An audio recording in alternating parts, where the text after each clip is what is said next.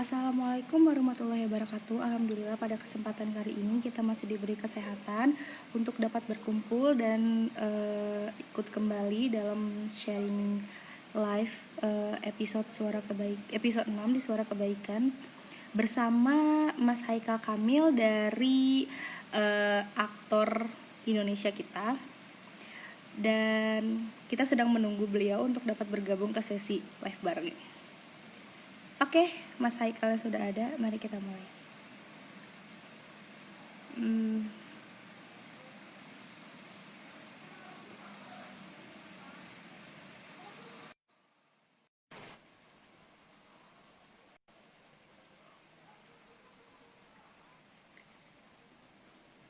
Assalamualaikum, Mas.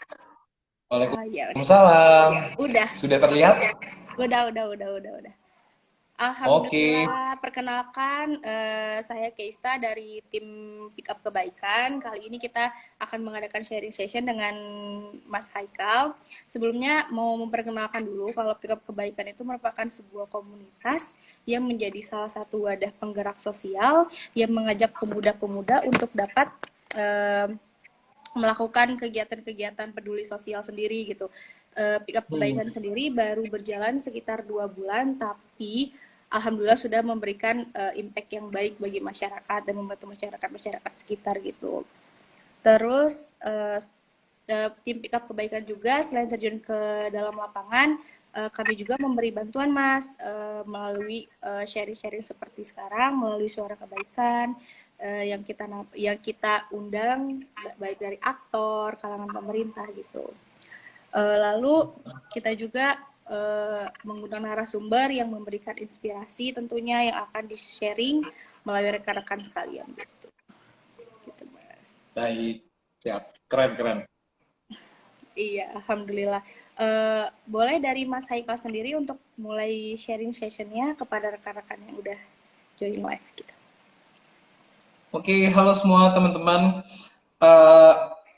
Mungkin hari ini aku mau sharing perihal tentang karena tentang kebaikan. Kira-kira selama pandemi ini apa sih kebaikan-kebaikan yang bisa kita lakukan? Jadi kalau menurut aku sebenarnya kesempatan kita untuk berbuat kebaikan itu bukan hanya ketika kita sedang lapang, tapi ketika kita dalam keadaan sempit pun kita harus untuk terus berbagi atau melakukan kebaikan. Karena di situ adalah karena di situ malah ada nilai tambahnya.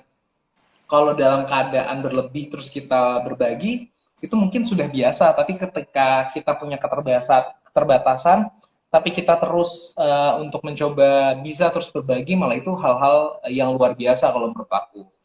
Jadi kalau kemarin aku sempat jalan ke daerah di Tangerang Selatan untuk ketemu sama salah satu ibu yang terkena dampak dari COVID-19. Dia ini tidak kena penyakitnya secara langsung, tapi sebenarnya dia ini terkena dampak secara ekonomi. Banyak sih di antara kita ya, tapi ini mungkin kisah Ibu Esti ini cukup menarik karena kemarin pas aku ke sana, Ibu Esti ternyata punya 2 orang anak, yang keduanya adalah disabilitas, kembar identik, dan memang sudah nggak ada suaminya lagi gitu. Jadi ketika memang aku terjun ke lapangan, aku ngelihat ternyata banyak loh orang yang jauh lebih membutuhkan dibanding kita gitu. Karena ketika mereka itu membutuhkan, bahkan mereka tuh bingung sebenarnya untuk makan tiap hari gimana. Jangankan untuk yang aneh-aneh, karena anaknya ternyata tuh ada kebutuhan untuk pendengarannya agak kurang.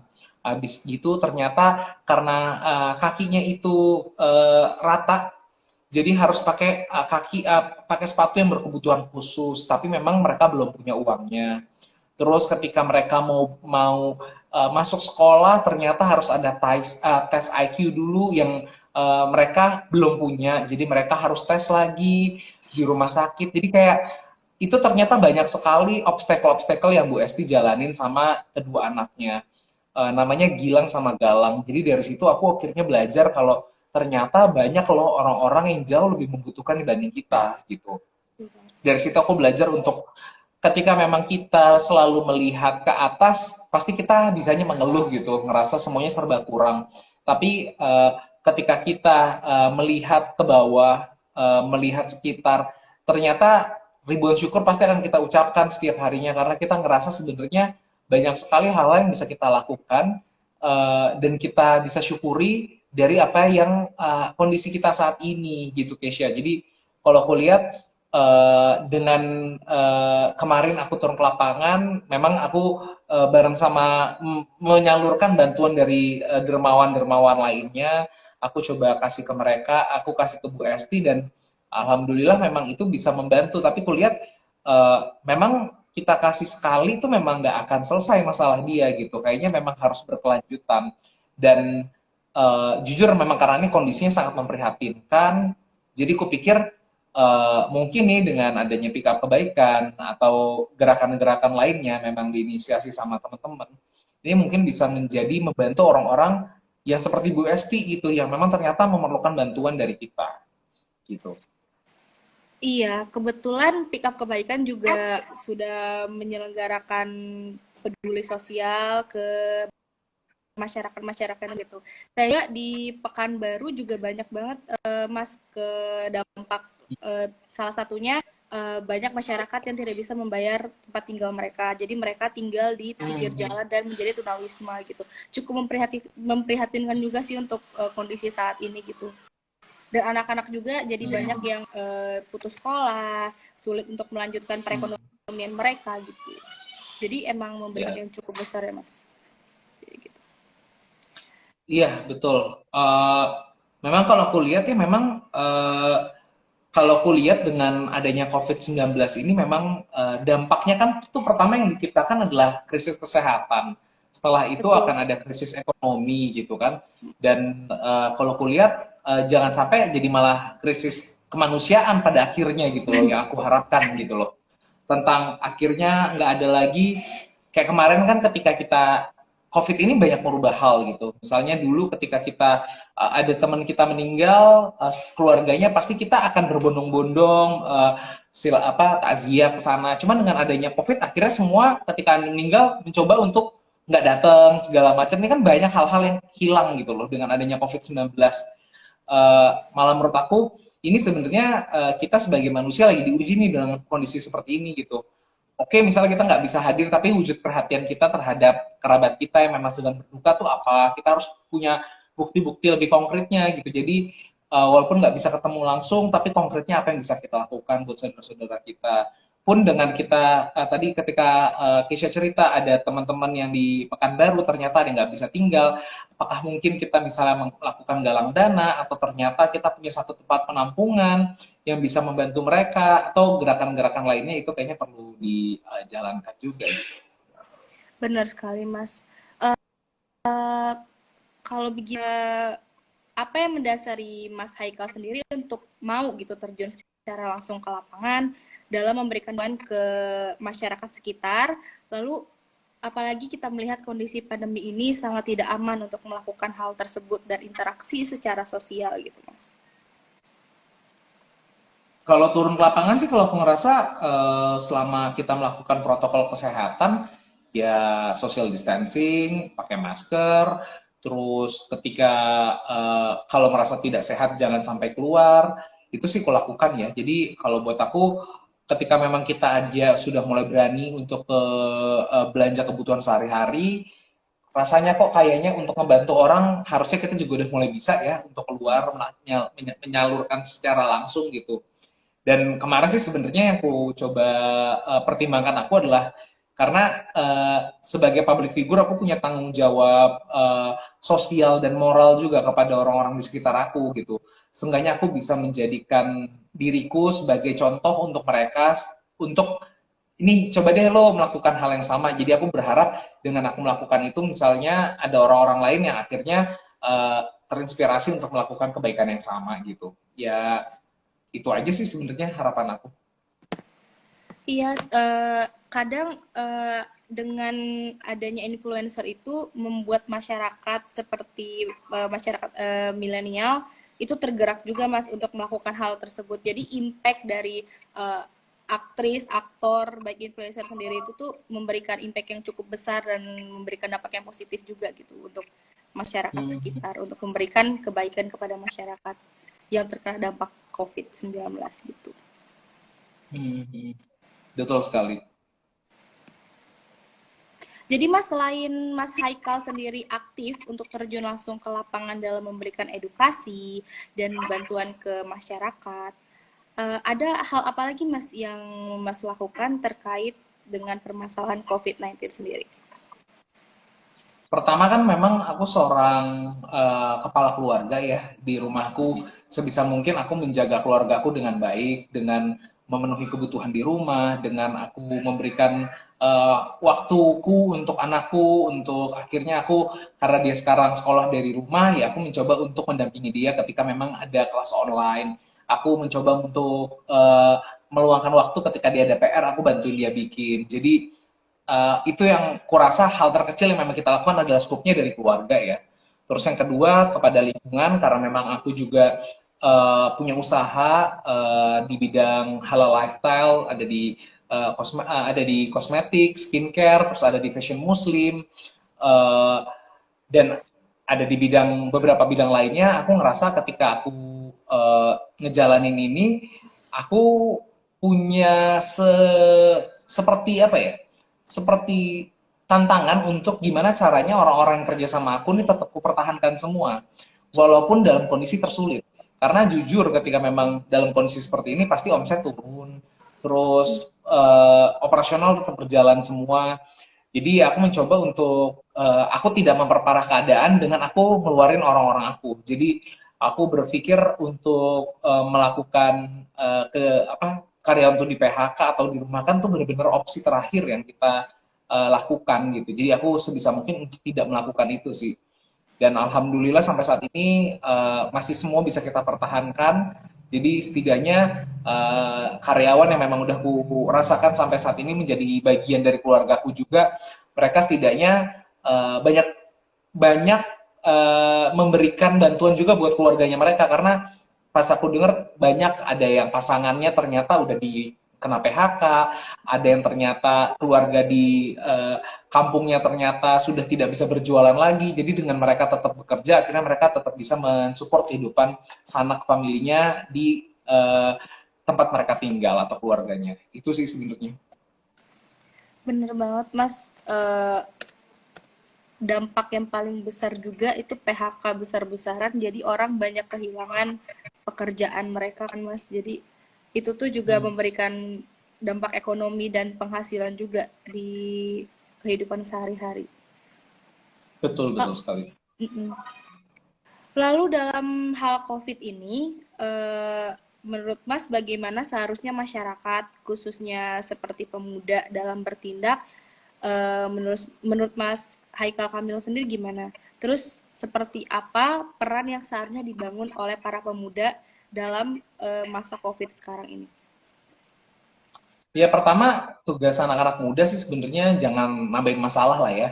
Iya, Jadi ketika memang pemerintah bikin aturan, taatin aja lah, jangan sok-sokan karena kita masih muda, jadi ngerasa masih sehat, terus akhirnya keluar rumah seenaknya, terus nggak pakai masker, terus ke mulai nongkrong. Ya buat aku sih yang nggak esensial sebisa mungkin jangan dilakukan eh, karena karena sampai saat ini belum ada vaksinnya gitu loh. Jadi kalian tuh bakal bisa menjadi carrier sebenarnya, bisa jadi pembawa. Jadi memang sayang banget kalau misalnya anak muda cuek bebek dengan kondisi ini. Dan yang kedua, menurut aku nih generasi kita sekarang sebenarnya generasi yang paling diuntungkan karena kita ini bisa dibilang generasi yang tinggal memanfaatkan teknologi karena kita tidak perlu menciptakan sesuatu, tinggal melihat peluang dan coba membuat apa yang kita bisa. Dengan adanya teknologi, kita bisa membuat usaha sendiri, bahkan tidak perlu modal yang besar, atau bahkan nggak perlu modal dalam bentuk uang sama sekali gitu. Asal kita bisa kreatif. Saya menjadi reseller, dropshipper, itu sebenarnya kalian bisa gitu loh. Asal kalian mau dan kalian, kuncinya buat aku satu sih, asal mau aja kalau mau pasti ada jalannya gitu. Cuman kalau emang dari awal tipikalnya adalah ngeluh, bilang apa-apa sudah pasti nggak bisa, selalu bilang nggak mampu, ya udah, emang pasti nggak akan mampu gitu. Jadi aku agak sedih sih kalau ngeliat orang ketika ngelihat kondisi kayak gini malah bukan sebagai sebuah peluang, tapi malah sebagai sebuah permasalahan yang nggak ada solusinya gitu. Jadi buat aku, ketika diri kita ini ada, janganlah jadi bagian dari masalah, tapi cobalah jadi bagian dari solusi. Karena sebaik-baiknya manusia adalah manusia yang penuh manfaat buat orang lain. Benar banget, Mas. Apalagi di zaman sekarang untuk mengakses internet, berita-berita itu lebih mudah. Jadi sebaiknya anak-anak muda, kaum milenial sekarang lebih bisa memanfaatkan internet untuk hal positif dengan mencari berita terkait COVID dan dampaknya sendiri untuk masyarakat dan untuk diri sendiri juga ya, Mas ya, gitu ya. Kurang lebih seperti itu ya. Betul sekali. Oke. Betul sekali. Apakah ada Mas Haikal sendiri ada tambahan untuk nasihat terkait untuk pemuda, untuk masyarakat dalam menangani COVID-19 saat ini? Enggak sih. Kalau nasehat mah emang saya bukan ustadz juga sih, bukan juga guru, jadi paling sharing lah ya.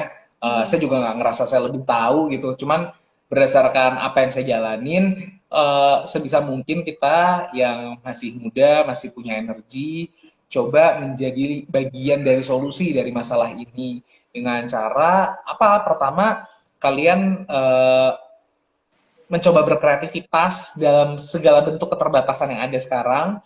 Dan yang kedua, jangan gampang ngeluh. Selalu A, B, C, D, F, G dianggap jadi sebuah masalah yang akhirnya hanya bisa ngeluh-ngeluh aja.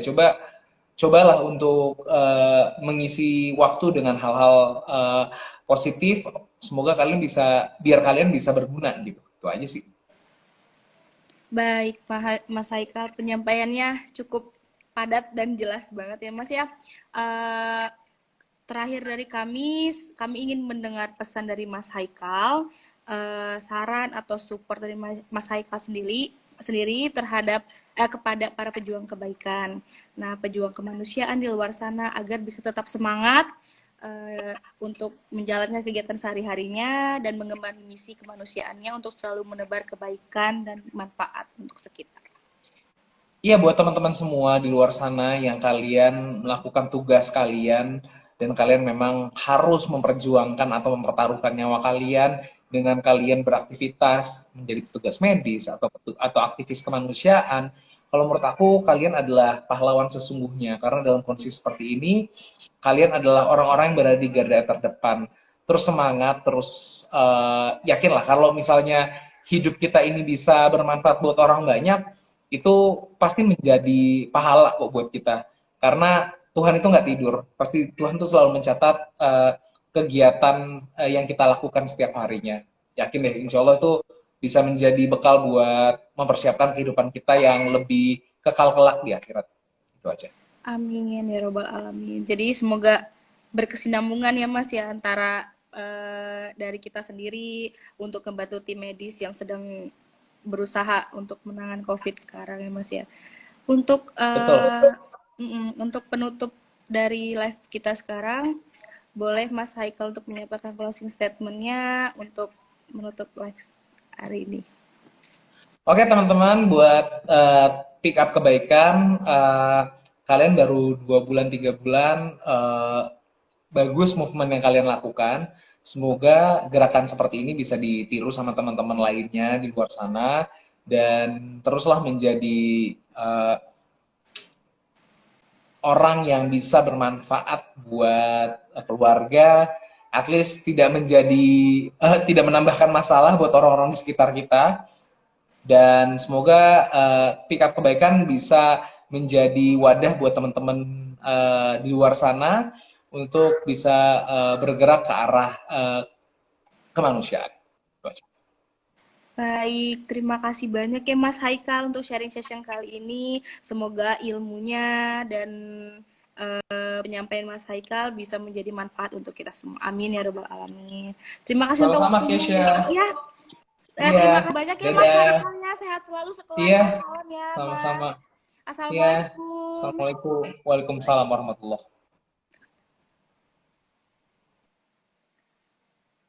Baik teman-teman, jadi segitu untuk sharing session kita sekarang di episode ke-6. Semoga memberikan manfaat untuk kita semua, khususnya untuk anak muda, kita harus membantu para tim medis untuk mengurangi tingkat kenaikan COVID dengan kita mematuhi protokol kesehatan dan tetap mengutamakan kesehatan. Oke, sampai bertemu di sharing session Suara Kebaikan di Pick Up Kebaikan di episode ke-7. Jangan sampai lupa ya untuk nyasiinnya. Bye-bye. Assalamualaikum warahmatullahi wabarakatuh.